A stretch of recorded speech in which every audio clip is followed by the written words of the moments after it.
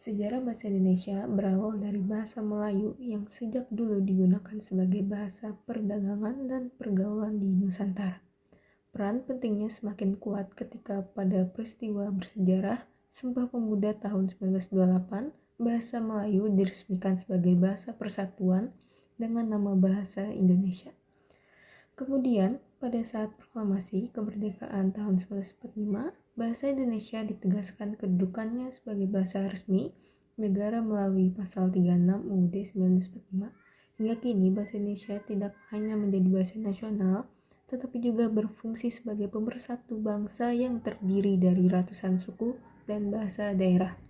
Singkatnya, bahasa Indonesia adalah bahasa persatuan bangsa Indonesia, lahir dari bahasa Melayu, disepakati pada 1928 dan ditetapkan sebagai bahasa resmi sejak 1945.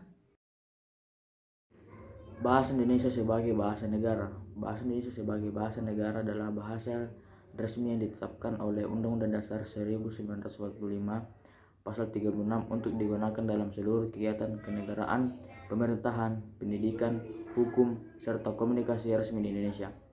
Artinya, bahasa Indonesia menjadi bahasa resmi negara Republik Indonesia yang dipakai dalam dokumen, undang-undang, pidato kenegaraan, administrasi, hingga pendidikan.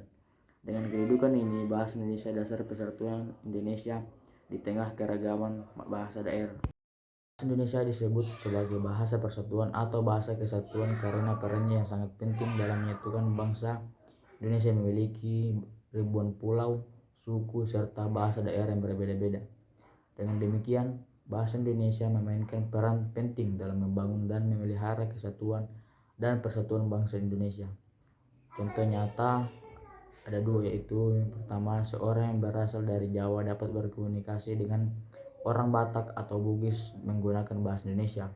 Yang kedua, di sekolah, kantor, hingga pemerintahan, bahasa Indonesia digunakan agar tidak terjadi kesalahpahaman antar daerah. Bahasa ilmu pengetahuan teknologi dan seni. Bahasa Indonesia sebagai bahasa ilmu pengetahuan teknologi dan seni berfungsi menyampaikan ide, mengembangkan ilmu, mempermudah pemahaman teknologi serta mengekspresikan keindahan seni bagi seluruh rakyat Indonesia. Dalam ilmu pengetahuan, bahasa Indonesia digunakan dalam buku pelajaran dan karya ilmiah. Dalam teknologi, bahasa Indonesia dipakai dalam manual serta istilah-istilah teknologi. Dalam seni, bahasa Indonesia berfungsi untuk mengekspresikan keindahan melalui puisi, cerpen, dan novel.